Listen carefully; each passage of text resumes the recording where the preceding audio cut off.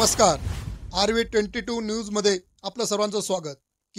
नमस्कार, मी पंजाब डक। आज आहे 2 जुलै 2025 आणि माझ्या सोयाबीनच्या शेतामध्ये आणि या ठिकाणी सोयाबीन खुरपणी चालू आहे। तर सर्व शेतकऱ्याला सांगू इच्छितो, सोयाबीन ज्याला सोयाबीनला उतार काढायचा आहे तर त्यांनी सोयाबीन खुरपली पाहिजे, आणि ज्याला उतार कमी काढायचा त्यांनी तणनाशक मारायचं, आणि ज्याला त्यांच्यापेक्षा कमी काढायचा उतार त्यांना कोळपायची, आणि ज्याला जास्त उतार काढायचं त्यांना खुरपावं लागते। म्हणून हे माझ्या शेतामध्ये सोयाबीन खुरपणं चालू आहे। आष्टी भागातील लेबर आणलेले आहेत, आणि या ठिकाणी आणि शेतकऱ्याला या ठिकाणी अंदाज देणार आहे। राज्यात आज आहे 1 जुलै, 1, 2, 3 जुलै दरम्यान राज्यात भाग बदलत पूर्व विदर्भ, पश्चिम विदर्भ, मराठवाड्यामध्ये पूर्व 6 5 11 जिल्ह्यात पूर्व आणि पश्चिम विदर्भ भाग बदलत पाऊस पडणार आहे। मराठवाड्यात देखील पडणार आहे। सांगायचं झालं तर हा पाऊस बीड जिल्ह्यात देखील आहे, लातूर जिल्ह्यात देखील पडणार आहे, धाराशिव देखील जिल्ह्यात पडणार आहे, परभणी जिल्ह्यात देखील आहे, हिंगोली शहर देखील आहे, म्हणून हा अंदाज आहे।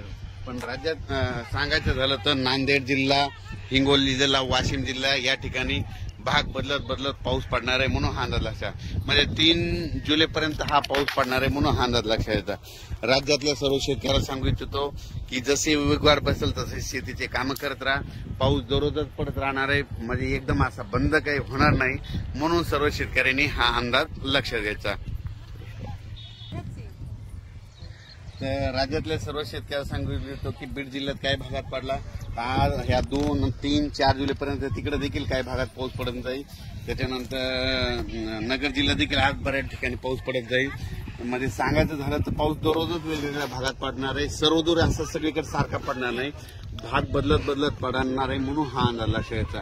आणि त्याच्यानंतर 5, 6 जुलै 7 आणि 8च्या दरम्यान एकदा पावसाचं वातावरण राहणार आहे। पण सगळ्यात वरून राज्याची कृपा फक्त विदर्भावर जास्त, म्हणजे विदर्भात 6 5 11 जिल्ह्यामध्ये मात्र तिकडल्या भागामध्ये चांगला पाऊस पडणार आहे। म्हणजे हे सांगायचं झालं तर, आणि आपल्या मराठवाड्यामध्ये काय होणार की दररोज वेगवेगळ्या भागात दररोज भाग बदलत पडणार आहे, कोणाचं पीक काही जाणार नाही, म्हणून हा अंदाज लक्षात घ्यायचा।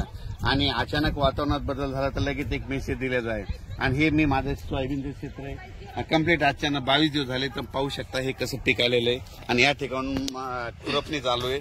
खुरपणी केल्याच्या नंतर काय होतं, उतार येतो। आणि तुम्हाला सांगतो ही पाहू शकता सोयाबीन अशी आलेली, त्याच्यामुळे म्हणलो चांगले कीटकनाशक मारा। ही पानं खाणारी आळी आहे,